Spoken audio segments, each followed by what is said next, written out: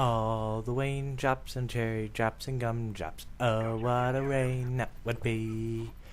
Tears of would ride with the last fellow left there. If all the raindrops were cherry drops and gumdrops. Oh, what a rain that would be. Sorry, I just had to start off this commentary saying that song because that's what popped in my head.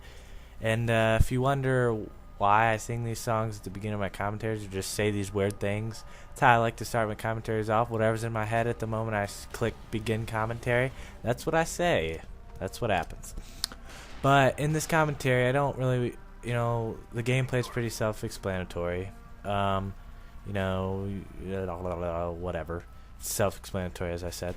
But so I'm not going to talk about that in this commentary. Instead, I'm going to talk about my top 5 favorite movies of all time. Which, when I first was trying to think up this list, I had trouble. I was like, there's a lot of movies out there that I like, and a lot of movies that are really, really good. But, after I thought about it for like 20 minutes, half an hour, I came to a pretty good conclusion, pretty good list, pretty accurate list of what my top 5 movies of all time are, my top 5 favorite movies of all time. And, when I state these, don't take it personally. It's just my opinion of what the top 5 best movies of all time are. I could be totally wrong. You could have totally different movies in your eyes, which is absolutely fine. I have nothing against that. It's cool. It's just my opinion.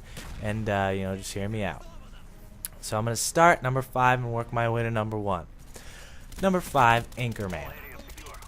If you've seen this movie, you know what I'm talking about, people. This movie is probably the funniest movie I've ever seen.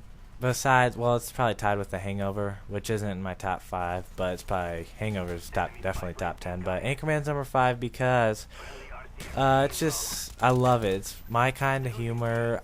I love all the, there's great stars in the film. Will Ferrell, Paul Rudd, Steve Carell, Vince Vaughn.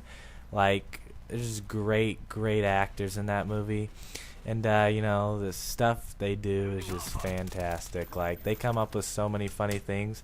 And, a movie's amazing when people are still quoting it to this day when it came out in, I believe, 2000 and, I might butcher this, 2003 or 2004. So that's roughly, 6 or 7 years, at least 6 years it came out.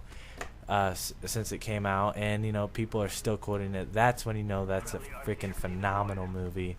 It had a pretty good story too, pretty funny story. It's the best comedy movie I've ever seen, the best comedic actors I've ever seen. Just a great movie overall. Moving on, number 4, Rudy. This is probably the most inspiring movie I've ever seen. If you don't know, it's a boy, just regular average guy, lives in South Bend, Indiana, works at the mills. His dream is to play college football at the University of Notre Dame. And this is back when Notre Dame was a powerhouse. And he had these dreams ever since he was a little boy. He's always been a Notre Dame fan. And so he decided to pursue these dreams and walk on. And, he worked hard and hard. So many people told him he couldn't do it. Everyone told him he was too small, too slow, too weak, but he didn't listen to any of these people. He just followed what was in his heart and what he believed, and eventually he got to play a couple snaps, I believe, against Georgia Tech, and he ended up making the team and playing actually, which is unbelievable as a walk-on. Playing back when Notre Dame was that good, it's just unremarkable. And he actually got carried off the field, which he's the only player to date, or the last player to date, to get carried off the field at the University of Notre Dame. And, this might sound silly, but I myself I'm a football player, and, my dream is to play in the NFL. And a bunch of people have told me that I couldn't do it, but, I'm just going to keep following my dreams and try to prove those people wrong. And I know it might seem silly to you guys, but it's really important to me. And, I just want to follow my dreams and do what I want to do with my life. And hopefully I come away successful. But if not, I'll always know that I tried, and I'll never wonder, what if. And that's just my main goal in life. All right, moving on to number 3, Inception. This was a very recent movie. It came out this past summer with Leonardo DiCaprio and my favorite director of all time, Christopher Nolan. He's amazing. the movies he comes up with are beautiful. Like Inception was probably the most original film I've ever seen. Like as far as story, oh my gosh, it was amazing. Like it was mind-boggling.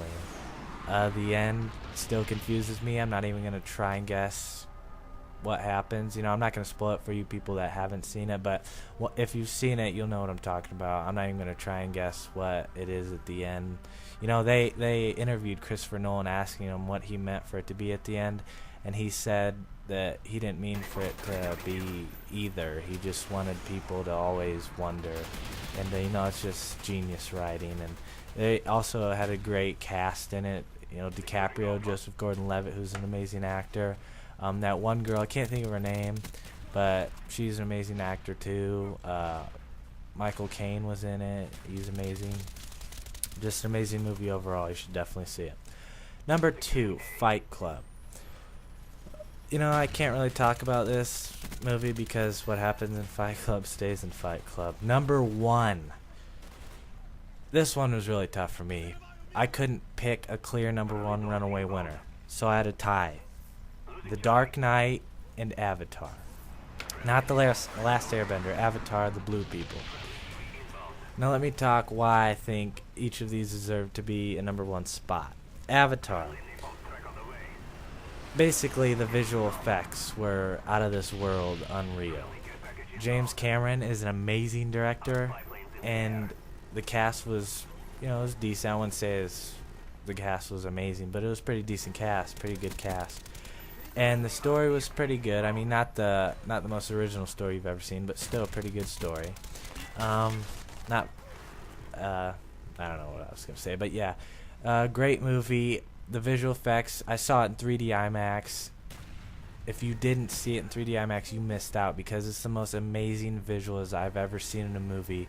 That's why I think it deserves to be tied for number 1. The visuals were the best thing I've ever seen, and I can't wait until the second one.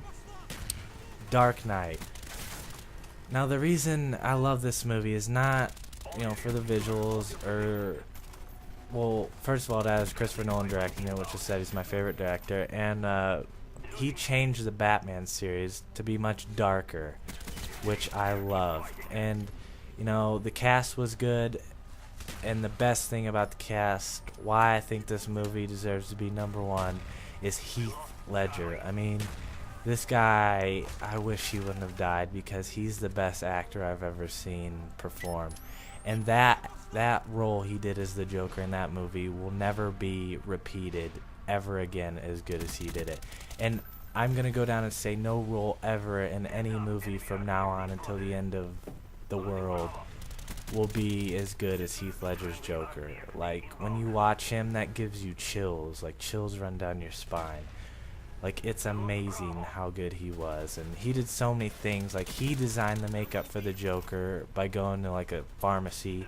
And he did it. And he locked himself in a motel for 6 weeks and practiced, like, that creepy laugh and just acting like the Joker crazy. Just an amazing movie. I think the next one will be good. I'm not sure yet. It's Christopher Nolan again, so it has to be pretty decent. But that's my top 5 favorite movies, guys. The movie's coming to an end, and that's the end of the game. See you later.